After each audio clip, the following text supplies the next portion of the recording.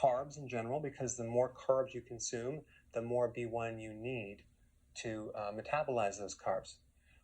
White rice, and this is a carb, but I wanted to put this there because it's really how they discovered beriberi, white rice, and all the B vitamins are in the hull. Okay, so when you actually take the hull out, so brown rice has the hull, so they take it out, and then you have this just pure carbohydrate white rice, and then you consume that, and you create a vitamin B1 deficiency.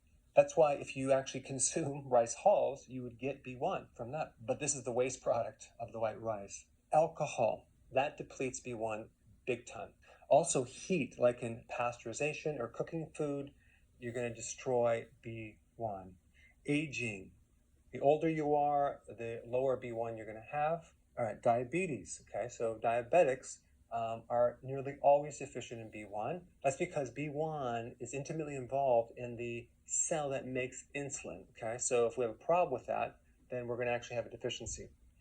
Something called polyphenols, that would be coffee, tea, and wine. So if you consume a lot of coffee or tea, don't be surprised if you end up with a B1 deficiency. Especially if you get that jittery, if you drink a lot of coffee and you feel that jittery, that feeling, you just take some B1, it goes away within about 4 minutes. Okay, gastric bypass. You're going to have a deficiency of B1 simply because they're taking out the first part of the small intestine.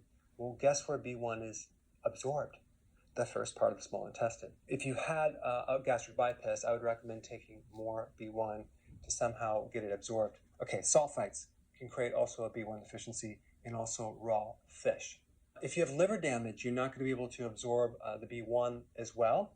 Antacids and antibiotics also deplete vitamin B1. Caffeine will deplete it.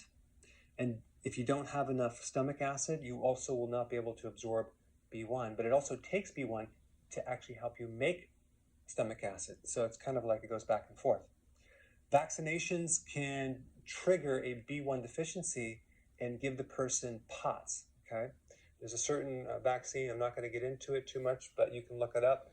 You'll find a lot of data on it, but vaccinations will deplete your B1. Now, the foods that are high in B1 would be liver, yeast, both baker's yeast and nutritional yeast.